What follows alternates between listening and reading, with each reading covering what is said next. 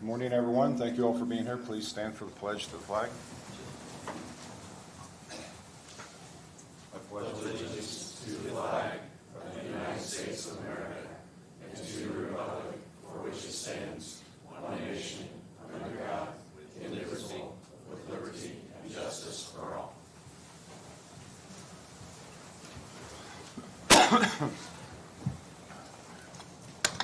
Like I said, good morning, everyone.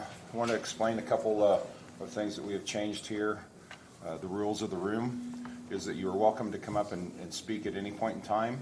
There'll be no comments from your seats. You must come up to the podium to speak, and if you don't wish to do that, then you're welcome to leave at any point in time. All comments are recorded, and so that's why all comments will be made at the podium only. Also, there's been some upgrades to the microphones in here. Hopefully, everybody's hearing better than we have in the past, and look for some feedback on that. Sean's been working on this for us, so. Now just shut it up. You shut yours off? Yeah, I just shut mine off. Right. Well, Right there. there we go. All right. All right, approval of the minutes for the December 18th meeting, and we will be tabling the January 2nd. Move to approve. Second. All those in favor, aye. Aye. Legal issues, Mr. Clutter? None today, gentlemen. Very good. Great start to the day. Guts Second Amendment. Yes, this is for the existing lease that we have with Government Utilities Technology Service to occupy the fifth floor of the Key Bank building, the penthouse. And so this merely extends their existing lease to and through December 31st of 2025 with the same rental amount of $16,500 annually. I reviewed and would recommend your approval and execution. Move to approve. Second. All those in favor, aye. Aye. Next is the phone system. Guts? I'm sorry. The phone system. Good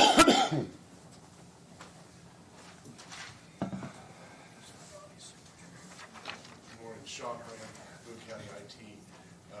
As everyone knows, we have been reviewing the multiple RFPs we received with regards to the phone system for the county.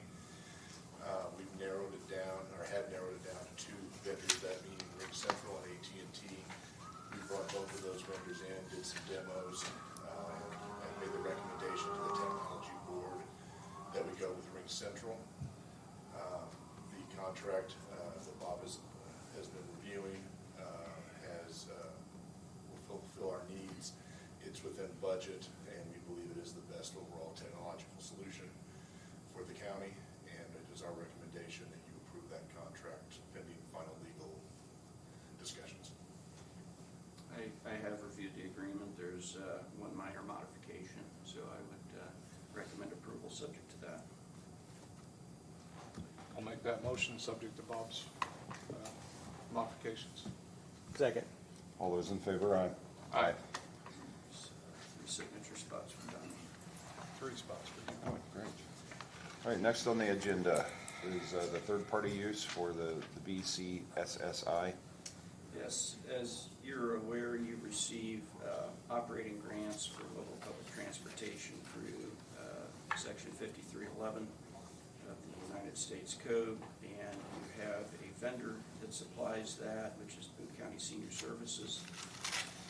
They are recommending that we have a specific lease.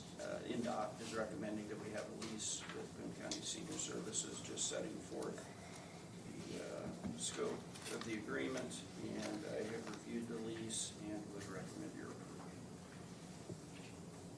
Questions? Move to approve. Second.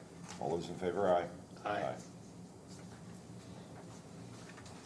All right, ordinance 2024-01, amending ordinance allowing funds to the distribution of a distributing officer of the law. Oh, and that comes from the auditor. Sorry if I messed that all up. That's So. okay, it's the prepay ordinance. It's the Okay. prepay ordinance, which we originally adopted a prepay ordinance in 2001 pursuant to state statute. We've amended it multiple times. This particular amendment is requested by the auditor's office. So one of the previous amendments allowed for the prepay of juvenile grants. They are requesting that we eliminate the word juvenile so that all grants we receive can be prepay. And then this also allows for the prepay of contracts or invoices for goods and services executed by the Director of Highways or the Director of Capital Investments in an amount not to exceed that authorized by the Commissioners, which, as you are aware, is $10,000. So if we get an invoice or a contract that Nick or Max sign, those could go prepay also. So with that, I would respectfully request your approval of ordinance 2024-01. I just have one question, actually. I think it's just probably something that didn't get updated, but in the paragraph where it talks about amending the ordinance, that new item that you talked about, Bob, is item 27, but it's got the language that it looks like it's from item 26. So if that is correct, I would just make a motion to approve it with that amendment. So, okay, yeah, there may be some confusion. So the way the ordinance previously, the one that was adopted in 2020, is recited in full, and that's number 26. And Right. if you go to the next page, is the amendment, which shows that 26 is there and then 27 is added for contracts or invoices. Right, but so if you go to item 26, I just want to make sure I'm understanding, where that item 26 in the prior ordinance, the second paragraph, or the second whereas, I'm just wondering if that reads correctly. And I apologize, I meant to say something prior to the meeting, but Okay, so payment, or number 26 is payments to hospital or medical laboratories for toxicology or other testing services requested by Boone County officials. That was the one that the prosecutor's office requested in 2020. right, but in the second paragraph after that, it says, whereas Boone County, Indiana now desires to amend the aforementioned ordinance to provide for the dispersing officer to also be allowed to make payments to hospitals or medical laboratories. I see, I was yes, that wondering. should be updated. Okay. So I will make that if you want to. Sorry, I apologize, I missed that one. So if you want to approve it subject to that change, and then Kaylee and I will work on amending that. Yeah, I made that motion. Second. All those in favor, aye. Aye. Aye.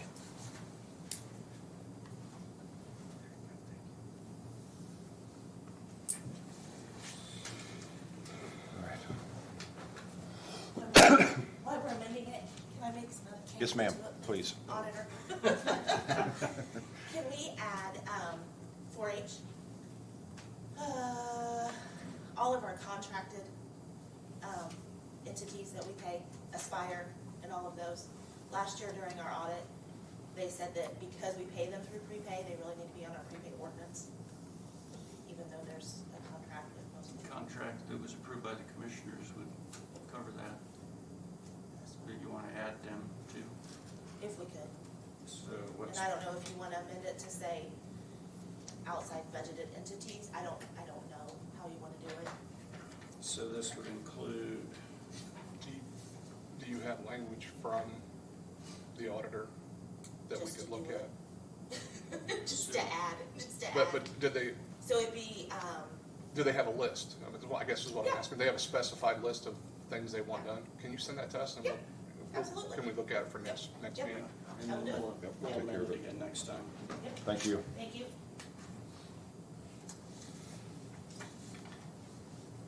All right, so we took care of all that, and we're done with new business? I believe so. Let me double check. Yes. Okay. Moving on to old business, appointments for 2024.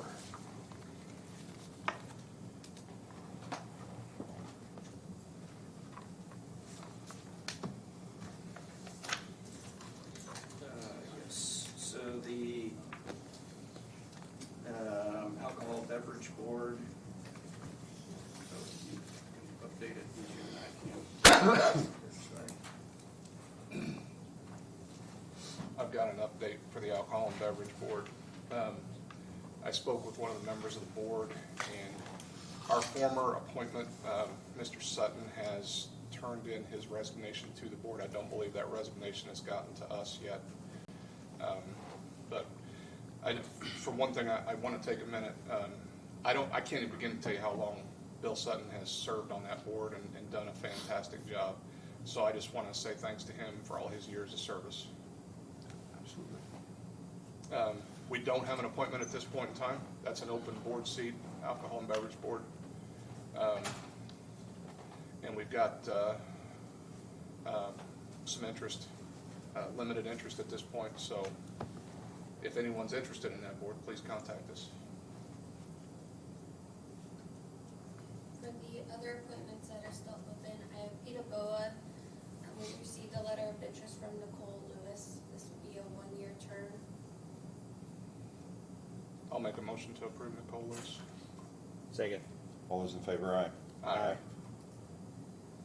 The second appointment I have is Serta. I reached out to Nathan Messer and he requested to be reappointed. I've not received any other letter of interest. That's the Central Indiana Regional Transportation. How long ago did you reach out to him? Last week. I think that's something we have to take a look at. Nathan no longer sits in the position he was in when he took this seat. So I just think we need to review it before we do this. And then lastly, the Boone County Health Board. Do you want me to name who all we received letters from? That's fine. Okay. So we received interest from Crystal Jones, Jill King, Matthew Bam, I'm sorry if I pronounced that incorrectly, Nicole Molinaro, Paulette Berger, Tricia Wright, John Casey, who was appointed by council, and Robert Gufkin, Guckin. The mayor of Zionsville, he submitted his letter of recommendation for appointment. That is Paulette Berger, Sandra Burkhart, and Nicole Molinaro. And there's 3 opening seats for 4-year terms. I reached out and I spoke with most of the applicants within the last couple weeks. And all the applicants are well qualified. There was some questions about the mayor's list as well as far as eligibility, and I did look into that. And they are all eligible. So I'm happy to talk in any further detail you guys would like, but I would like to move to appoint Matt Bain. There's 3 groups that we appoint to. Group 1 who's a physician, and I would move to appoint Matt Bain in that position.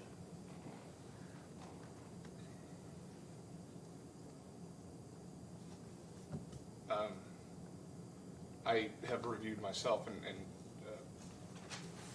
the individuals that are existing on the board have done a great job for us. So in that vein, I can't second that. Well, I mean, we do have, we've had 5 new applicants on the board, and I understand that, you know, of course, the health department's going to recommend the existing board members, as I would expect them to. Since there's new interest, I think it would make sense. Everybody's qualified. They have very similar experience.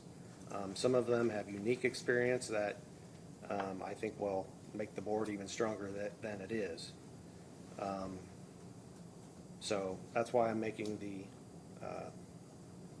motion that I made.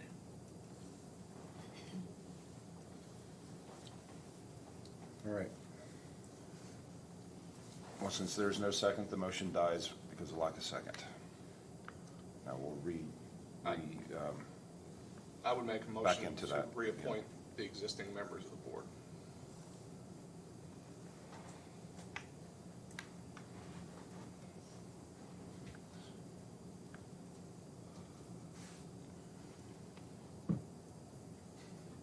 No second.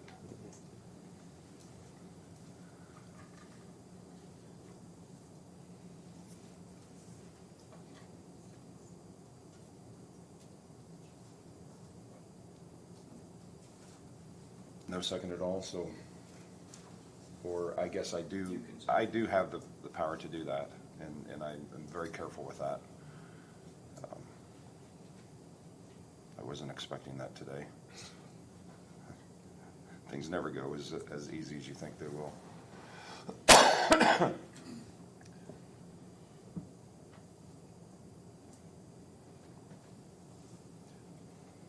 Because of past history and the recommendation of the health department, I will have to second that. All those in favor, aye? Aye. Aye. All those opposed, aye? Aye. Motion passes. That covers all of my appointments. And that's it? All right. All right, Comcast, This is a letter. Oh, Just in the nick of please. time. Yeah. Yes. The roads were a little slick coming in this morning. And, happy to be here though, and I'm thankful for your support as we are actively now preparing an aggressive application. And the next level connection is round 4 program through the Office of Community and Rural Affairs. And we do not have the final proposal yet to share with you. As soon as we do, we will bring that to you and show you the number of addresses that we want to build fiber to and how much of an investment Comcast is going to be making. We just received back the final list of approved addresses in Boone County that the Office of Community and Rural Affairs says are unserved or underserved. And so we're actively now putting together our proposal. And we're so grateful to Boone County for agreeing to write a letter of support and provide a nominal local match. We think that'll boost your points in that application. Because remember, you're not just competing amongst ISPs, you're also competing amongst counties for this $80 million in round 4. And we think that Boone County has a really good shot at getting one or more applications approved in this next round. So next month, we will be submitting an application, and we're very excited about it and honored to have your support this morning, should you give that support. Jeremy, have you had a chance to review that list yet that they sent back to you? Yes, and I haven't personally, but our engineering department is actively doing that right now. Do you have just a rough estimate of how many addresses are on it? I apologize, I do Okay, I not. didn't know if you did or not. My apologies, I can email that to you later today. There was an effort made, just so the public understands, there was an effort made. We were sent an original list from, I guess, FCC. Sure. Is that who sent it That's to us correct. originally? Yes. Yep. That was, we felt very, very short on its its side of Boone County as a whole. And so we resubmitted a couple of different times. So hopefully we've got a much larger list. They came back with us the first time with only 2,400 addresses that were underserved in Boone County, which we knew was incorrect. And so we think it's closer to 7,000 Yeah. addresses, and that's what we're kind of working off of. And those of us in this space do this all the time. We believe we can get all of Boone County covered. Maybe not just in round 4, but with the pending BEAD program as well, the Broadband Equity and Access Development Program. So there'll be more money if round 4 doesn't get the job done for your county. But I'm confident that we can get every resident, every address in this county connected through these programs. That's awesome. Yeah, it's an exciting time for Boone County and for rural residents. So, by the way, I'm Jeremy Burton, Manager of Government and Regulatory Affairs. I forgot to introduce myself. I apologize. Any other questions? Yeah. So we need to approve a letter of support. Yes, which you got a draft Oh. in front of you. I'll move to approve. Second. All those in favor, aye. Aye. Thank you, gentlemen. Thank you. All right, next on the agenda is the holiday closure discussion. This, I believe, is related to the upcoming eclipse. As I understand it, certain municipalities, including schools, are being closed on that day, which is April 8th, is that right? And Kaylee had printed off some information about various activities relating to that, and so I thought it was important just for you to decide whether or not you wanted to close for that day. So do we take a holiday away, so we add that holiday, or is that, Yeah, sure. oh, wait a minute, Take- I said that the wrong way, I'm sorry. Oh, wait a minute, there's fingers being pointed at me, so maybe I shouldn't do that. I'm sorry, I've had too much coffee this morning to make that comment. Well, so that's what we need to decide if we're gonna close. I know that 3 streets have already been closed that day around the courthouse, so that means no one can get in now. Yeah, The so town is shut down, so. I believe that Washington, Maine, In Meridian. and Meridian are all being closed by the city that day for various events. And the concert just starts at 1. Wonderful. And I think with the, with all the efforts that's gonna be going, or all the things that are gonna be going on that day, and the traveling and all that, I think by far it is the safest thing to do, is to close the buildings, not just the courthouse, I'm sorry, all county buildings. Yes. Hi guys, Corey Coots. I'm president of Heart of Lebanon. So just to give you a little bit of context of the planning that's gone on with this event. So we have partnered with some folks down in Kentucky that went through this 5 or 6 years ago.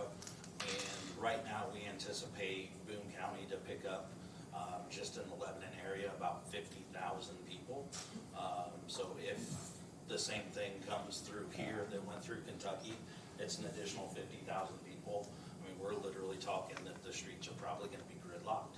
So, that's just kind of the scope. I don't know that, folks have really engaged too much in that, but, we've been in a lot of talks with different organizations through town. There's 7 different events planned from basically up at, like the YMCA, all the way down through the fairgrounds. So, Okay. just to give you a little context. No, appreciate that, because Yep. it is gonna be, a lot more people show up, and a lot more people outside, obviously. There's, you have to be outside to see what's going on, and it's a once-in-a-lifetime event, so, Yep, absolutely. thank you. Thanks, guys. Well, I would commend the efforts of Lebanon to work toward this tourism, and the CVB and others that have participated in this. It's tough for me as a self-employed person for 35 years to add vacation days, but I don't see there's really a choice here in this situation. And, you know, as you said, I think it's a much safer solution to not have the offices open that day. Well, and this will be the only time that we'll have to make this a holiday in our lifetime. Well, you might still be commissioner then. Absolutely not. Not in 100 or 850 years or something? No, I don't think so. But well, I will accept a motion to make that a holiday to close all county offices. So moved. Second. All those in favor, aye. Aye. All right. Mr. Nielsen, update on the projects. Good morning. Mike Nielsen, Project Manager. Just some quick updates on the projects that I've been working on. We'll start off with the Justice Center. We're 206 days without any reportable safety incident, which is excellent. We did install the heated mats about a week and a half ago. They seem to be working well now, just in time for this cold weather, so that worked out really well for us. We're going to be ramping up safety audits with Hagerman just because of the bitter cold weather that's out there. Most of our folks are on the inside now, but we do have folks that are still working on the outside, so we're gonna ramp up those safety audits. Along with that, we've got a visit on the 29th of this month from our insurance carrier Travelers, who's our risk management. So I've met with them several times. This will be an on-site walkthrough with them from a risk management standpoint. The other safety issue is we've got some deep storm structures that are going in. The holes are going to be about 28 feet deep, 3 of the largest ones that we've done. So we're going to make sure that those are fenced off when we're not working around them, and make sure that those are secure. We did have an issue about a week and a half ago. Some of the heavy wind that we had lifted up some of the roofing material that was sitting on top of the roof, the truss, picked that up, blew them over, and actually destroyed about 6 truss in the administration building, Building A. Working with the engineers, we're not going to be able to fix that or replace. We have to actually replace those. So those are on back order. We're working on those. It'll slow us down a little bit, but not too much. So we do have those trussed on order to get replaced. Just a few of the milestones. The new kitchen area was prepped for the masons to start. They're actually in there building concrete walls along that particular area, along with the medical area as well. The VAVs, which are the heating and air conditioning, some of those control things are going in both in Building B, and we'll be starting those in Building A. Unit A, the main entrance, as far as the steel installation is underway. We had the crane out there last week working on that. And then we spent some time with IT this week to start those initial conversations about going through the cable tray, drawings, making sure that they're where Sean and his team would like them. Plus, we're looking at the labeling of those particular cables as it's getting close to being able to start running some of those cables at this point. Moving on, we'll be working on the building on the Sheriff's Administration, and that'll be the focus this week. And the masons will be inside the kitchen area, making sure that those walls are built. From Time Clock Plus standpoint, things are going very well. We're still on track for the end of this quarter to have one single payroll voucher that TCP data dumps into. Right now, we had a meeting last week, and the team were working on cleaning up the data and making sure that that's ready for the end of this quarter. As far as the needs assessment goes, working with Commissioner Wolf, we're going to try to get a date. The final report is complete. We're going through that now. I'm reviewing all of that for any errors or omissions. We're well over 150 pages in that report. It's very, very detailed, and that'll be presented to the commissioners and the council sometime in February at your discretion when you want to do that. We're looking at currently February 20th. Probably planning an evening meeting so that the public can be there if you'd like to hear what's going on with our facilities and our plan for the future. This is just a first step. It's a needs assessment, so it's not actually a 20-year plan, but it is a basis to start building that 20-year plan. And I think it would be interesting for members of the public to hear what this professional organization has determined our needs going into the future will be. So February 20th should be around 6 o'clock. The announcement will be coming out, but it's a kind of a save the date for now. And we believe it'll be at the fairgrounds. Any other questions? Thank you. Thank you. Excuse me. All right, moving on to staff reports, area plan. Do you have anything for us? Max? Max is not here. He has nothing. Health Department, Doc? Human Resources? IT? And the best for last, Highway Department, Mr. Parr. Hey, you got to start the day off somehow of saying something nice, you know.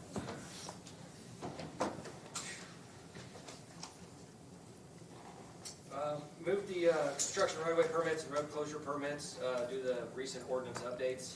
I've been moved to internal approvals. Those were included with the report, so I don't have to go through all those. I'm sure everybody's really excited about that. But the items that we need to have considered for approval, there was a quote signed from R.H. Cowan for a 2-post lift to be installed in our shop. Recently had that executed since the last meeting. There was a long lead time to get that, and we had to have the quote executed prior to them getting us on the list to get it installed. Total amount was $10,921.77, and I just need ratification of that one. Any questions? Move to ratify. Second. All those in favor, aye. Aye. That's one of the items that's gonna be paid for with ARP funds, with our safety remote work equipment. Next agreements are for various rural broadband projects, construction inspection. The first one's for a Comcast fiber build that was recently approved for right-of-way permit. This one is a task order for inspection with BFNS is for total not to exceed $15,000. This project is taking place along 96th Street, around Pine View Drive and Ford Road. They'll be installing broadband or fiber in that area, and we want to make sure that that gets oversight due to a project that we have upcoming to replace a structure on Pine View Drive. We'd like to get it placed out of the way. It's going to take some additional oversight than just installing the line in the right of way. So requesting execution of task order 39. Move to approve. Second. All in favor, aye. Aye. The next one is for Spectrum Fiber Build, OH14E. This is a fiber project that was recently approved with permit 2023-10170. This fiber build runs from about 32 to 300 south, between 400 east and 421. This task order is for BFNS to do inspection work. It's strictly part-time work as needed around our structures and in areas that we need to make sure that the fiber gets installed to protect the right-of-way and prevent future issues. The total not to exceed of this task order is $12,000. Move to approve. Second. All in favor, aye. Aye. And the third one of these is for Spectrum Fiber Build 0H01E. It's task order 44. They're doing fiber install in the area 32 to 500 south between 100 east and Middle Jamestown Road. The work in the right-of-way permit was 2023-10133. And they'll be doing part-time inspection work on this as well. Total not to exceed is $12,000. Move to approve. Second. All in favor, aye. Aye. The next one's Project 2023-08, that Pine View structure I referenced a little bit ago. It'll be the new small structure EA021. We intend to have a consultant assist us with design, hydraulic design, cost estimates, permitting, creating some of the bid documents to ensure that we get this installed to meet all standards and specifications. The challenges with this one, it's also on a dead-end street. There's two cul-de-sacs, and this is the only access off of 96th Street. So there's going to have to be a designed runaround built for access to properties during construction. It's a significant project. This pipe has been installed whenever the subdivision was new. It's clearly been worked on a couple of times. We've looked into various different ways we could not have to rip and replace, but all of those have come to the same conclusion. It has to be removed and replaced to be reinstalled. So we're asking for the execution of the agreement with CivilCon, Inc. for the assistance with the design and hydraulics for this project. The not to exceed is $57,500. I intend to pay for this with funds that were reimbursed from a recent project on Bridge 217. We had to pay for the bridge to be built with a walking path adjacent, and the town of Zionsville reimbursed us for the cost of the walking path for the additional width of the bridge. So this project lies within the Eagle Township area, and we would like to use those funds to pay for the design of this structure. Move to approve. Second. All in favor, aye. Aye. The next one is a VS Engineering on-call agreement. They are bridge inspection consultant. We have on board with currently inspecting all of our bridges every 2 years. We had an on-call with them last year. We only use this as needed. When something comes up, typically during our bridge inspections, last year, for instance, when we had weight-rated structures, we had bridges that get damaged during traffic crashes. They would come out to quickly take a look at them, and having the on-call agreement was something we could easily bill against, so we could pay them for their get somebody out there quickly to take a look at an issue that pops up. Move to approve. Second. All in favor, aye? Aye. There's a few contracts submitted that were executed since the last meeting. I've included those with the report. Also, there were various items, including construction inspection on smaller projects for working the right of way. A few other items just for discussion. County Road 450 North from 350 West to 275 West is anticipated to close for construction on January 26th. That'll be for the replacement of WA030. It's a large steel pipe going across the road just north of the bike park area. It'll be closed. Contract documents allow for the closure to be a 45-day closure. So the detour will be 350 West and 275 West up to 47. So it'll be an inconvenience. Likely have it reopened by the time the spring season starts for farming. Mostly the residential area and the agriculture areas are what's going to be majorly impacted by that closure. And just to make sure that I understand everything you said, you also have road closure signs at, right there off the interstate too, because anytime there's something goes on, then we'll have all kinds of semis that will be coming down that road and We'll back make sure up. we get additional signs. We actually had some post-mounted signs up there at 275 West, trying to deter traffic when that interstate closures have frequently happened. Hopefully it gets a little better now that the interstate project is fully open with 3 lanes. It's reduced the number of times it's had a full closure on the interstate, but adding additional signs along 47 would definitely assist motorists to at least be told not to go that route when 65 is closed. I think that's the shortest distance to get around. It's not a good route. So No. we can add additional signs and make sure that's taken care of during the closure. Okay, thank you. County Road 900 North between 1100 West and the Montgomery County line. So it's up near Clinton County, Montgomery County, and Boone County where it all comes together. There's going to be a closure expected February 8th for the replacement of what's currently known as SC015. It'll be a new Bridge 21. It's been an ongoing project for a couple of years that was found during our culvert inspection. Not a lot of residential traffic, but a lot of agriculture traffic uses that roadway. Just bringing it to the attention, so if you hear of a road closure up in that area, anticipate a 90-day closure on that project.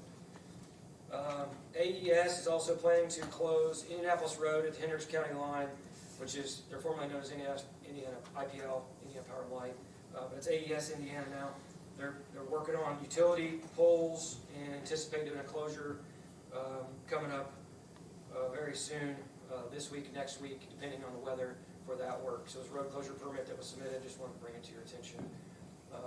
And then also community crossing, call for projects is open. We signed those letters last time during the last meeting. Those 2 projects have been submitted for community crossings dollars, and we will not know awards until likely May, and we're going to schedule those projects to be bid so we can hopefully get those built yet this year. Those are all the items I have. Any questions? Thank you. All right, back to my agenda. Elected officials. Anyone? If not, we'll go into, start say open discussion, sorry. The floor is open for any public comments.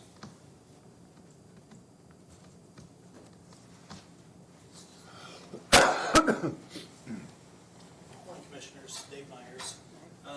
You should have started to receive some notices here in the last 24 hours, and I just want to read that to you here today. Notice and demand to immediately release all state and federal contracts related to the Boone County elections. Notice to agent is notice to principal. Notice to principal is notice to agent. This is sent to the Boone County Election Board, the Commissioners, and the Secretary of State. I, the undersigned, one of the people, as seen in the Indiana Constitution, Article 1, Section 1, Republican form, urge you as to do notice you, by necessity, that you provide immediate due care. The people, please take notice that the people have previously served notices to various Boone County and Indiana state elected officials, and It's a list of all the previous notices that we've already given, so I'm not gonna go through that now. You've read through those already. Our founders gave us the Republican form of government.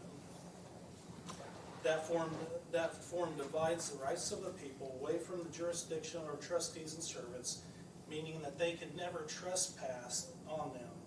Our rights were accepted, set apart for all agents of authority to handle our affairs, and our government only exists to protect the people's rights and the liberties' interest. One of those rights is free and equal elections. Among other things, the previous notice that informed you that that this means elections are a single day, performed on paper ballots, and hand counted. Please see the previous notices for additional information. Please take further notice that you swore an oath to the people to faithfully execute the duties of the office. The maladministration and injuries committed by and any bad servants regarding the right of free and equal elections is one of the most egregious acts a trustee could commit to the people. Failure to perform the duties of the office, your contract with the people, is maladministration and willingly acts in bad faith. See evidence below. Maximum law reference here within our selections of maxims of law by Charles A. Wiseman. Maximum law 4F, faith must be observed. An agent must not violate the confidence reposed in him. Maximum law 84C, punishment is due if words of an oath are false. Please take further notice that all people have the right to remedy promptly and without delay by right. When a right of remedy is invaded, it is a trespass and a violation of the public trust, the Indiana Constitution. Maximum law 49A, where there is legal right, there is legal remedy. Maximum law 49E, to take away any remedy from the enforcement of that right is to take away the right itself. Please take further notice that the maladministration of federal funds impairing free elections of state, the people informed you that county elections are maladministered because the state of Indiana is in contract with programs for federal funds as part of the Help America Vote Act of 2002. And that no local or special law can be passed providing for conducting elections of state, county, and township officers and designating the places of voting. Indiana Constitution, Article 4, Section 22. Maximum law 24Z. A contract cannot rise out of an act radically wrong or illegal. Maximum law 51N. Favors from the government often carry with them enhanced measure of regulation. Please take final notice. The people provide instruction to act after January 15, 2024 to the Boone County Commissioners concerning administration of the 2024 elections in a notice and demand to comply with the Indiana Constitution. Instead of acting according to such instruction, it is my immediate demand, wish, and order by right that you release full disclosure of all contracts when the state of Indiana has been in contract with the program for federal funds that is a part of the Help America Vote Act of 2002 related to Boone County elections. All disclosure must be made within 10 days of the receipt of this notice. Furthermore, if you believe that any of the above claims are untrue or that you have been delegated the right, the authority to do such things that conflict with the Indiana Constitutions and maximum law, please immediately show where you were delegated such authority. All responses not sworn under penalty of perjury are non-responses.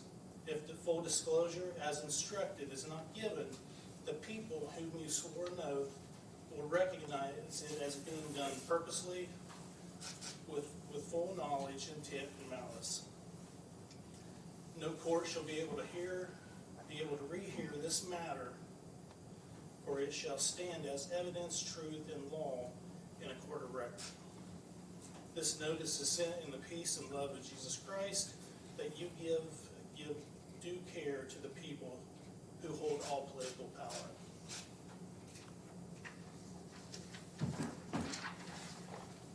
Thank you.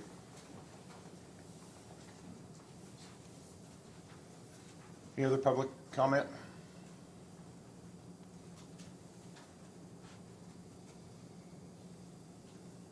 All right, we'll move on to, I'd like to say Oh, just one thing. please, go ahead. Just because there's some new faces in the audience. We've had people come, I think this is the 7th month, we've had people coming to our meetings, expressing concerns about elections. And I've discussed this in several meetings before, but I'm just going to give a brief summary. It's impossible to discuss everything that's been presented to us in 7 months, but basically, there's been 3 issues that have been raised. That we have impossibly similar elections in all 92 counties in the state. That when people push the single or the straight party button on the election machines, that they appear to not know that they're not voting in all the races that are covered, or all the races where a Republican or Democratic candidate is running. And I've provided some stats on that in Zionsville in particular, because that's where contested races have been in all the races where you can look at data. And it's about 11% of voters apparently don't realize that when they're hitting the straight party button that they're not voting in all the races, such as at-large races or school board races. And then the third item is these notices, which have been served over the course of the past 5 months to the election board, to us, and to some state officials. And really all those notices are doing is instructing us and informing us, all of us in government, who are employees of the people, to basically do the job that we agreed to do, whether we realized it or not. When we take an oath of the Constitution, that actually means something. And that's in essence all those notices are doing, is informing and instructing us to perform the job that we agreed to do when we were hired. I did have somebody send, or I did have this sent to me, and I want to read this because it's pretty applicable to the situation, because like I mentioned, people have been coming to us over the course of the past 7 months. They've been here, they've tried to go to the election board, haven't had a lot of success there, and they've also been to the Secretary of State's office, which some county officials set up meetings with them. And I've been to all those meetings. I told people, I called ahead of time and told them I'm going to come because I want to know what's going on.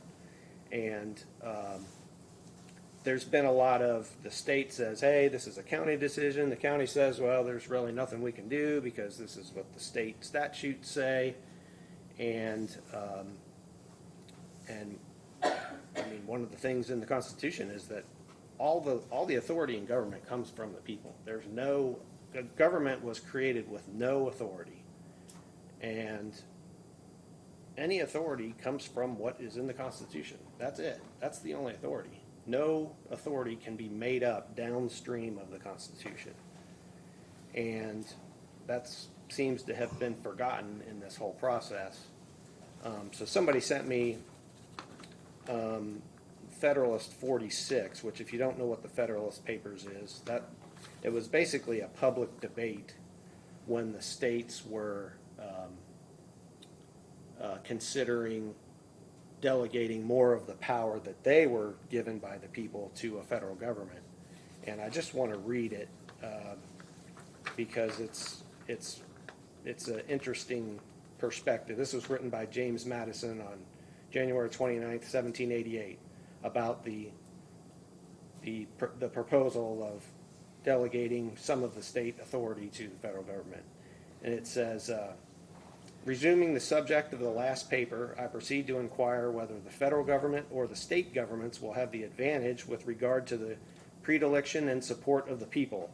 Notwithstanding the different modes in which they are appointed, we must consider both of them as substantially dependent on the great body of the citizens of the United States.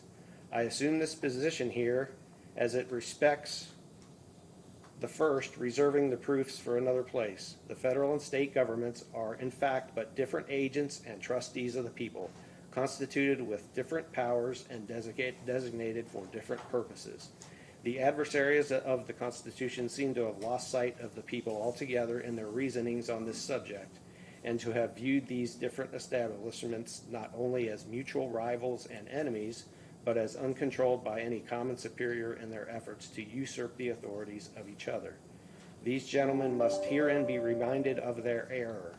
They must be told that the ultimate authority, wherever the derivative may be found, resides in the people alone, and that it will not depend merely on the comparative ambition or address of the different governments, whether either or which of them will be able to enlarge its sphere of jurisdiction at the expense of the other. That's all I have to say today. Okay, thank you. Please. My name is Tom Woodson. I'm a resident of this county, and I'm astounded at having this kind of discussion. I don't know of any legitimate and substantiated criticism of the manner in which we've conducted elections here in Boone County. It seems to me that if a group of people, which is a very vocal minority, is coming forward and saying we need to have paper ballots and we need to reduce our time to vote to one day, it seems to me that that is a measure to suppress voting rather than encourage it. I attended in part, I got there a little bit late for the election board meeting, and I listened to Becky McClure, who is a lawyer, who is a previous judge, who is well acquainted with the law. I've also reviewed some of the material that she compiled. The Constitution gave the authority to our legislature to determine what kind of laws they were going to pass to monitor elections. The authority is with the election board, not with the county commissioners, not with the county council. It's with the election board.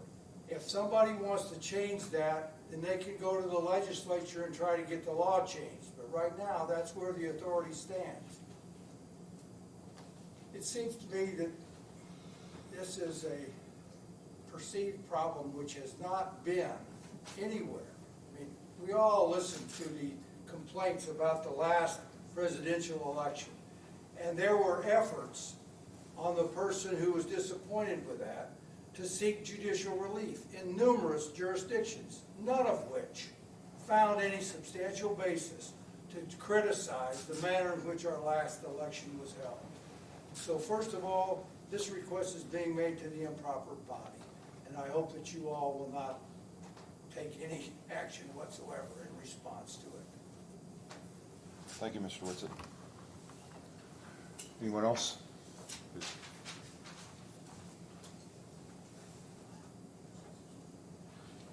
Lisa Berger, Boone County Clerk. I just want to confirm, the first day of voting is the 9th. It's not a big deal for anyone of us to come in. We'll have to get the machines and everything ready. The 8th, that's not an issue since we're closed, right? Oh, you can come in, yeah, Yeah. just the offices won't be open. Yeah, yes. Yeah, Yeah. Okay, I just wanted to good, make sure. that's a good That's a point. good I wasn't point, Lisa. even thinking about that, so, So, okay. thank Thank you you. for bringing that up, yes. Anyone else? Well, I don't want to jump in front of you. Please. For a second. State your name, please. My name is Richard Porter. Some of you know me, some of you don't. Some of you don't care, some of you do. But I'm a people. I'm a people. Who sent that to you, sir? It was Can we sent, have a name, please? I'm not going to disclose Why the not? name, but This is an open discussion. If you presented it to us, why not? it's the Federalist Papers. Tell me the You can name. find it online. No, please tell me the name. I'm not, Okay, Not a problem. Turn it into a public meeting. It's public meeting. If you don't want to, that's fine. Here's the point. I'm a people. I'm a voter. I've run for office. Some I've won, some I've lost. Personally, I think I should have won the ones I lost, but that's just an opinion. Somebody disagreed with me. That's fine. That's fine. I can't, I'm 74, 75, Tom, you're older than me, I think, and some of you are, well, everybody here is younger than me. I can't recall ever voting on a paper ballot in Boone County. But I do remember going in with my mom at about 12, standing next to my mom. And those mechanical things we had where you click, click, click, click. Well, that was a machine.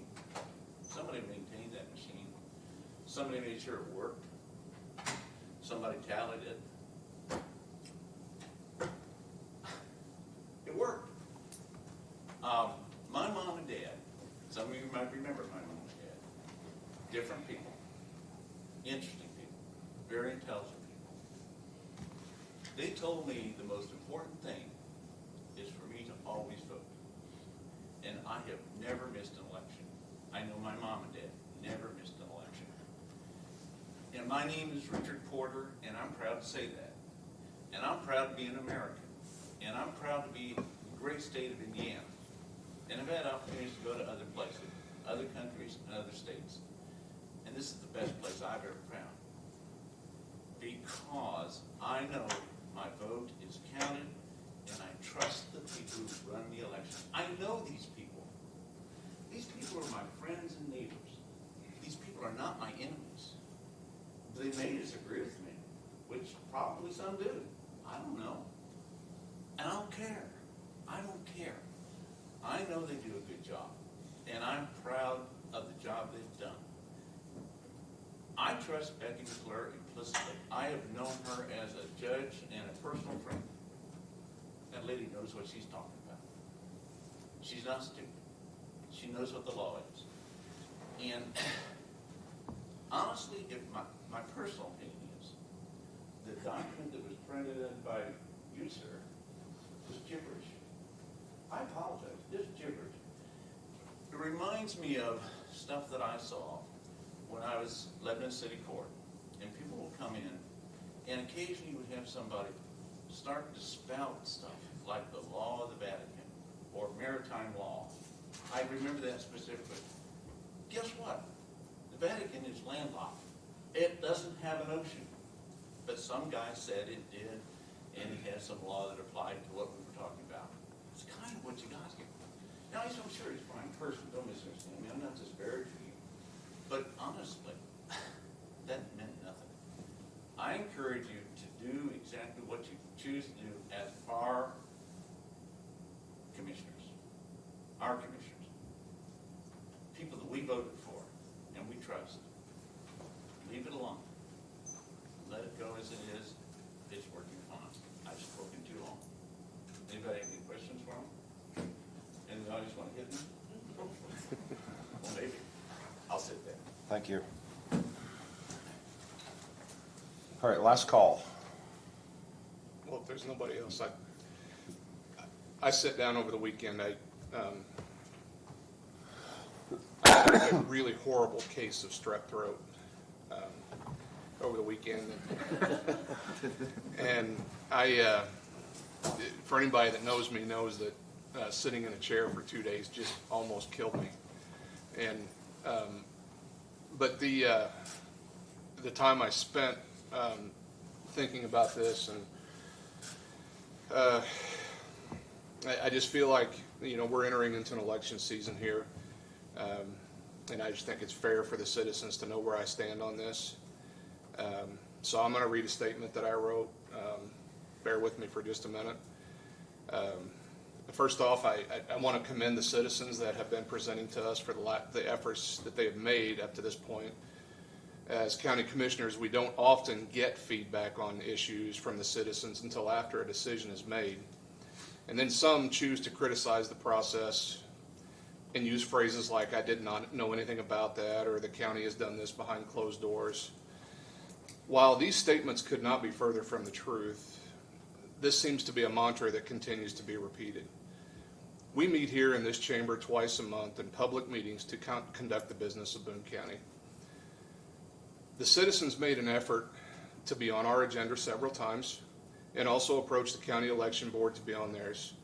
The efforts made to engage the public have been admirable, with over 165, 170 members of the public who've reached out to us, commissioners, with a document they believe in, several documents at this point in time that they believe in and that they have signed. The group presented several forms of information as well as some statistical analysis that has some merit.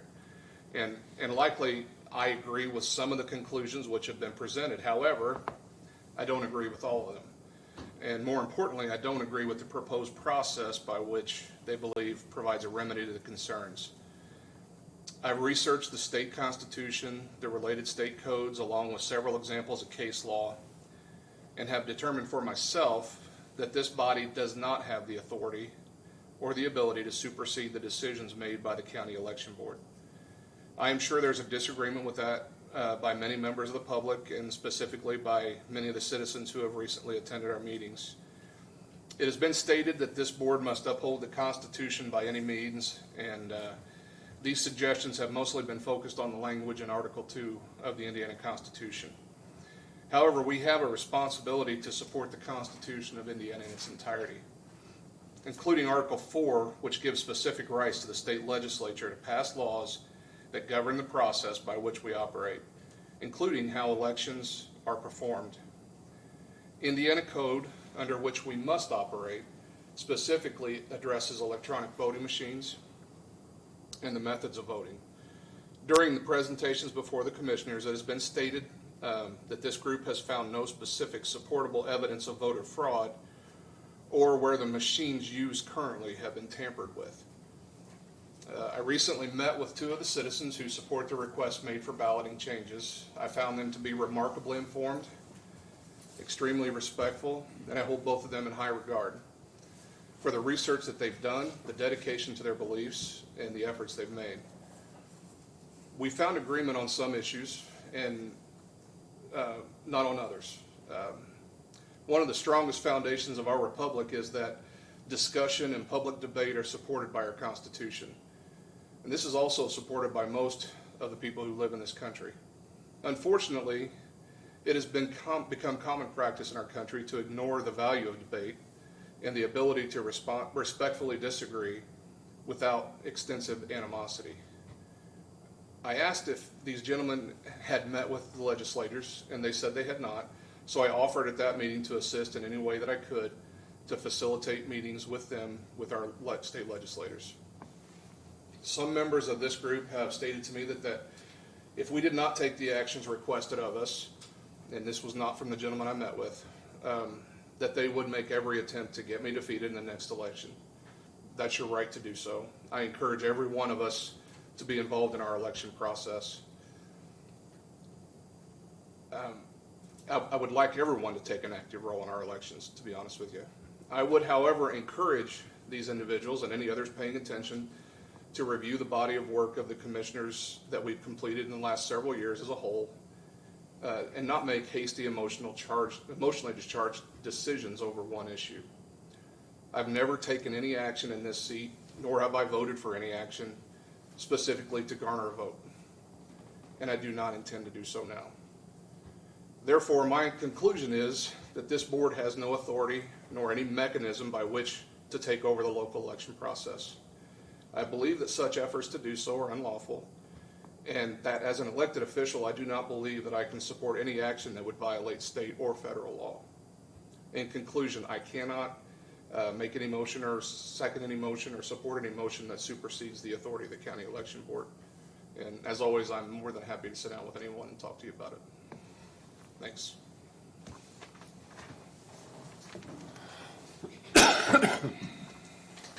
Well, a couple of comments that I'll make is that I really appreciate all the information that you brought to us, and it's very important. Some of the laws that I now understand deeper, I guess, because I didn't know them before, but one of the laws that we would break would be a level 6 felony. if we did anything on this, and I will not be a part of that. I understand what you're doing and looking at it, and I think that's extremely important for the public to do that and bring those things to us to help us understand in more detail of what you're looking at.